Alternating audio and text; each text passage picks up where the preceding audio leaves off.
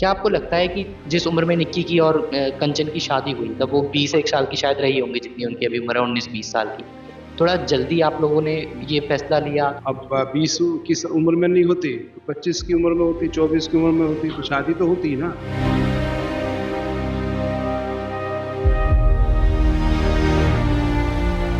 जो बिचौलिया थे आप बता रहे हो शादी में, या पंचायत के लोग थे, उनमें से कोई अब आपसे मिलने आया या आपने उनसे शिकायत की कि? नहीं, अब क्यों आएंगे वो लोग? अब क्यों आएंगे वो लोग? वो तो जब ही तो आते हैं, जब आते हैं वो तो, जब बिगड़ जाता कैसे फिर कौन आता? आपको थोड़ा लग रहा है कि पंचायत पे भरोसा करके या बिचौलिया को अब आप जिस तरीके का व्यवहार देख रहे हो, एक चूक हो गई कहीं ना कहीं अपनी बच्ची की सुरक्षा में आपसे? हमारे तो तड़प बढ़ गई। हम तो मछली की तरह हो गए। अब जब बिटिया की याद आएगी जब भी रोने लगेंगे। काय चीजें बोलेंगे भैया। जब माँ ने पेट में रखा जितनी बड़ी बिटिया करके आग लगा दी, उनकी बिटिया में भी तो आग लगनी चाहिए ऐसी। अपनी बेटी में कैसे आग लगाई जा जिंदगी में? भैया खून के बदले खून चाहिए। बस हाथ जोड़ कर भी रिक्वेस्ट है।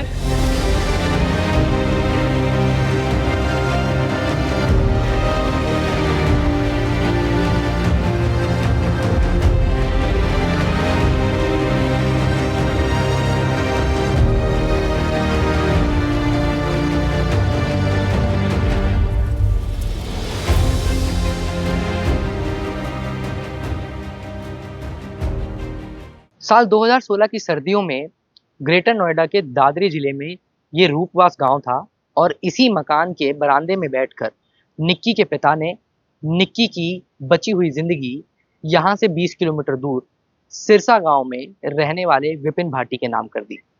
निक्की का रिश्ता तय कर दिया गया। निक्की और उसकी बड़ी बहन कंचन दोनों की शादी सिरसा के एक ही घर में की गई। निक्की की शादी छोटे बेटे विपिन से कराई गई और कंचन की शादी उसी परिवार के बड़े बेटे से करा दी गई।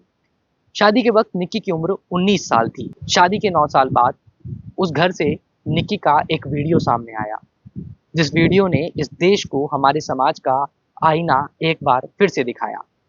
आग में लिपटी हुई निक्की सीढ़ियों से नीचे उतर रही थी। निक्की को उसके पति विपिन भाटी ने जिंदा जला दिया। ये निक्की का वही मकान है, वही बरामदा है जिसमें खेल कर वो बड़ी हुई। आज इस बरामदे में आपको शोक सभा में बैठे हुए लोग नजर आएंगे। निक्की की रोती बिलखती माँ, निक्की के मायूस पिता और गांव के लोग। मगर इस शोक सभा में दो लोग, इस कहानी के दो महत्वपूर्ण किरदार नहीं हैं। निक्की की शादी कराने वाले बिचौलिया, जो विपिन भाटी का रिश्ता लेकर निक्की के पिता के पास आए, जिस पिता ने उस बिचौलिया के ऊपर भरोसा करके अपनी 19 साल की यंग और टैलेंटेड लड़की की बची हुई सारी जिंदगी एक ऐसे परिवार के नाम कर दी जिसका उन्होंने बैकग्राउंड तक चेक नहीं किया। जब निक्की की शादी की गई तो विपिन उस वक्त ना सिर्फ बेरोजगार था, बल्कि उसकी पढ़ाई भी पूरी नहीं हुई थी। विपिन की गंदी आदतों को छुपाया जा रहा था। दूसरा शख्स जो इस शोक सभा से गायब है वो है पंचायत के लोग, जिन लोगों ने साल 2024 की सर्दियों में अपने ससुराल से पिटकर मायके वापस आने के बाद निक्की को ये सलाह दी कि अपने ससुराल वापस जाओ, शादी को बचाओ, परिवार से बना कर रखो। हमारे तो तड़प बढ़ गई। हम तो मछली की तरह हो गए। अब जब बिटिया की याद आएगी जब भी रोने लगेंगे। काय चीजें बोलेंगे भैया। जब माँ ने पेट में रखा जितनी बड़ी बिटिया करके आग लगा दी, उनकी बिटिया में भी तो आग लगनी चाहिए ऐसी। अपनी बेटी में कैसे आग लगाई जा जिंदगी में? भैया खून के बदले खून चाहिए। बस हाथ जोड़ कर भी रिक्वेस्ट है। अब हम कुछ न कहना चाह रहे। अब तो भगवान न्याय करेगा, सरकार न्याय करेगी। पुलिस को प्रयासन किए, उनने पकड़ ली, वे पेश हुए या वे पकड़ के लाए, उनने भी मदद की है। अब कोर्ट के आगे करेंगे भाई। थोड़ा पछतावा है आपको? एक आखिरी सवाल मेरा कि अगर हम पहले थोड़ा, आप लोग बड़े लोगों के कहे में ना आते या गांव वालों के कहे में ना आते और पहले ही बच्ची को निकाल लेते वहां। पूरा पछतावा इसमें तो। अब तो पछताए पूरा, सारे तो क्या अब तो लड़की गई, अब तो पूरा पछताए भाई। अब तो समाज के में रह गए। अब तो हमारी लड़की गई, अब तो कुछ भी नहीं है। अब तो वे कुछ ही कहते रहो। क्या सजा चाहोगे आप माता जी? कोई मतलब नहीं है हमारा। भैया दोनों की तो आग चाहिए। जैसे बेटी भगी है जल के, जैसी बेटी भगी माँ के छोटे बेटा की, और बड़ा बेटा और बाप जेल में तड़प, उम्र कैद चाहिए जो तड़पते रहा सुन सुन के। और उसकी बेटी का, ये निक्की की रोती बिलखती माँ थी, जो इस वक्त अपनी बेटी की यादों के सहारे जीने की और इस कड़वे सच को पचाने की कोशिश कर रही हैं। ये वीडियो जो उनके सपनों में अगले कई दिनों तक आता रहेगा। मगर सवाल ये कि क्या अपनी बेटी को बचाने के लिए जो कोशिश इस परिवार से की जानी चाहिए थी, वो की गई या नहीं? जब निक्की 2024 में अपने पति से पिटने के बाद, शिकायत करने के बाद घर वापस आई, तो उसे वापस भेजने का फैसला कितना सही था? हमने निक्की के पिता से इस मुद्दे पर बात की। सुनिए उन्होंने क्या कहा। कल मैं आपसे ये जानना चाहूँगा सबसे पहले कि जो शादी कराई आपने निक्की की और कंचन की, तो कैसे वो रिश्ता आया था? आपको जब आप इनसे मिले विपिन के परिवार वालों से, पहली मुलाकात में ये लोग कैसे लगे थे? या आपको थोड़ा लगा था कि लोग ठीक नहीं है? कुछ बताइए उस बारे में। ये हमारे समाज में क्या होता है, बिचौलिया होता है। बिचौलिया के माध्यम से होती है शादी हमारे समाज में। तो एक बिचौलिया आता है, वो कहता है जी वो आदमी ऐसे है, तो हम भी जाते हैं। हम तो क्या देखते हैं, हम तो बेटे बालकन को देखते हैं, अरे बालक कैसे हैं, क्या कर रहे हैं। उस टाइम बच्चे ये पढ़ रहे थे, विपिन और उसका भाई दोनों। तो हमने उस टाइम ये पढ़ रही थी, नोटबंदी थी 2016 में, हमने शादी कर दी। उसमें जो कोई समस्या ही ना आई। ये 2024 के बाद सब समस्या आने लगी। छूचक में हमने बुलेट दी, लॉकडाउन में शादी करी, स्कॉर्पियो टॉप मॉडल दी 2016 में। और ये समस्या 24 के बाद बढ़ी है। ये बच्चे गलत लाइन पकड़ गए, दारू पे पहुंच गए, गलत सोसाइटी पकड़ गए। तो बेटी बोली है कि ये बच्चे कैसे पढ़ेंगे पापा। मैंने कहा बेटा तुम पार्लर तुम पे आता, सिलाई तुम पे आती है, अपना काम करो। बोले पापा पैसा, मैंने पैसा मैं दे दूंगा, खोलो। अपने मम्मी पापा से सलाह लो, वो के राजी होंगे तो मैं पैसे दे दूंगा, खोल लेंगे। इन्होंने घर में सलाह करी, बोले ठीक है खोल लो। उन्होंने रिवल भी काटा, उद्घाटन करा बड़े अच्छी तरह से। उनके परिवार वाले ने, हम नहीं पहुंचे वहाँ। विपिन के माता पिता ने हाँ, रिबन काटा। हाँ, रिवल काटा, सब चीज है उसमें। और अच्छी तरह से खुला, अच्छा चलने लगा। अब अच्छा चलने के बाद इन्हीं लोगों ने खुलवाया, इन्हीं लोगों ने उस पर उठा दिया मुद्दा। अब इंस्टाग्राम चलाते हैं, एक इंस्टाग्राम का मुद्दा उन्होंने खड़ा कर दिया बंद करवाने के लिए। बिटिया का फोन आया, पापा ये तो ये कहते हैं किसी पार्लर को बंद करो। मैंने कहा बेटा बंद कर दो। बंद होने के बाद फिर झगड़ा होगा फरवरी में। इन्होंने बदतमीजी कर दी लड़की के साथ। हमारे बेटा के पास फोन आया, गुड़िया का, भैया इनने हमको पीटा। बेटा का मेरे पास तो गया, मैं था कुंभ के मेले में, हमारी बहन जी आई हुई थी तीनों और हमारी घरवाली, हम गए हुए थे कुंभ के मेले। तो वहाँ हमारा बेटा का फोन पहुंचा। मैंने कि कोई बदतमीजी मत करिए, सीधा जा। और बिटिया ने बैठा कर घर को लिया, जब मैं आऊँगा जब बात कर यहाँ पे ले आए। फिर जो समाज समाज हमारे यहाँ होता है, समाज का हिसाब। फिर जो ये अप्रैल में हमारे पास समाज आ गई, पंचायत के लोग आपके। तो पंचायत के थ्रू हमने बिटिया भेज दी। पंचायत ने गलती मान ली, हमने पंचायत के थ्रू भेज दी।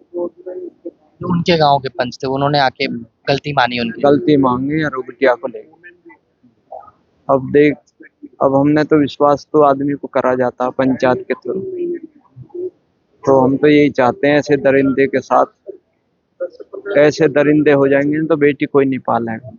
इनको झटका लगना चाहिए भूमाफिया की तरह। जैसे भूमाफिया के मकान बिल्डोजर चला रही होगी बाबा, इनके घर पे भी बिल्डोजर चलना चाहिए। मेरी तो सरकार से यही रिक्वेस्ट है। और मैं न्यायालय से मांगूंगा, जो मुझे मिलेगा वो मैं ले लूँ।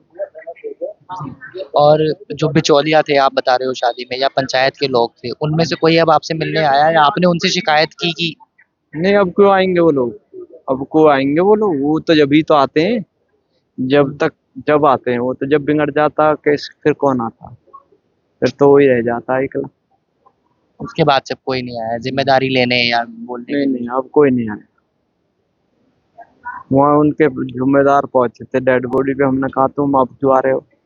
जब से ये था, ये राम उतर के भग गया गाड़ी में से। जो मेन चाचा पापा आया वो भी उतर के भग गया, एम्बुलेंस में दाग के भग गया। ये लोग अंतिम संस्कार पे नहीं आए उसके? ये अंतिम संस्कार पे यही आया था ससुर, वो बच्चे कोई नहीं आए। वो भी थोड़ी देर को आया, संस्कार करता नहीं भग गया।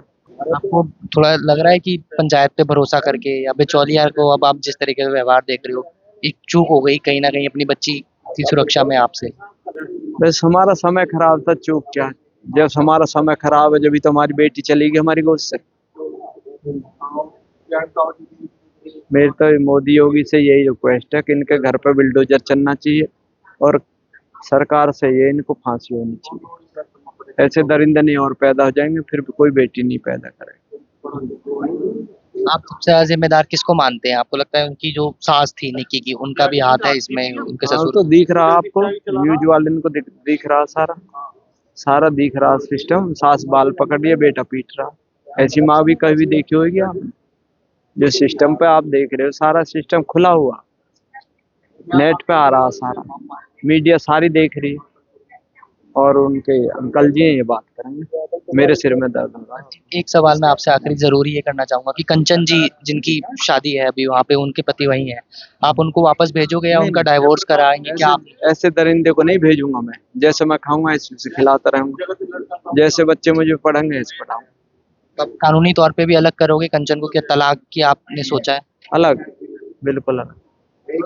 हाँ, यहीं रखूंगा मैं कंची। कंची मेरी सक्षी में हर काम कर सकती है, मेरे पास मार्केट है, अपनी दुकान में काम करवा, अपना पेट पाल सकती है, बच्चे पाल सकती है, पढ़ी लिखी लड़की है, कोई दिक्कत नहीं। दोबारा अब आप उधर नहीं? नहीं, उधर नहीं भेजूंगा। यही रिक्वेस्ट है मेरी आपसे। मेरी कड़ी से कड़ी सजा मिलनी चाहिए इन लोगों को, नहीं तो और दरिंदे पैदा हो जाएंगे, फिर बेटी मरेंगे, जलेंगे। हमारे देश में लड़कियों को अक्सर बोझ समझा जाता है। देश के ग्रामीण इलाकों में किसी भी अरेंज मैरिज का सेटअप इसी तरह नजर आता है। कोई एक बिचौलिया अपनी जिम्मेदारी पर रिश्ता कराता है और उस बच्ची को दूसरे घर में अपना जीवन काटने के लिए भेज दिया जाता है। अगर सामने वाला परिवार अच्छा निकले तो लड़की की किस्मत, गंदा निकले तो एक और निक्की समाज में पैदा हो जाती है। हमने निक्की के चाचा जी से बात की, उनसे ये सवाल किया कि क्यों 19 साल की उम्र में ही निक्की की शादी करा दी गई, और अगर शादी कराई गई तो क्यों विपिन भाटी, जो कि उस वक्त बेरोजगार था, पढ़ाई कर रहा था, एक ऐसे लड़के से उस बच्ची की शादी कराई गई।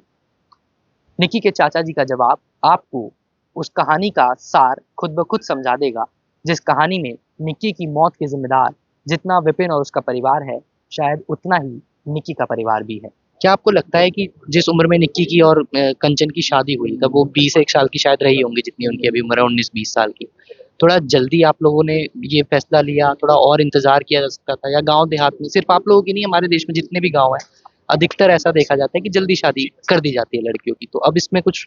देखिए, ग्रामीण परिवेश में जब हम लोग रहते हैं, आज हम जहाँ रह रहे हैं, आप देख रहे हैं गांव ही तो है ही है। ठीक है, ग्रेटर नोएडा का पार्ट है, लेकिन अभी भी यहाँ के जो लोग हैं वो उसी तरह से रहते हैं, उसी तरह।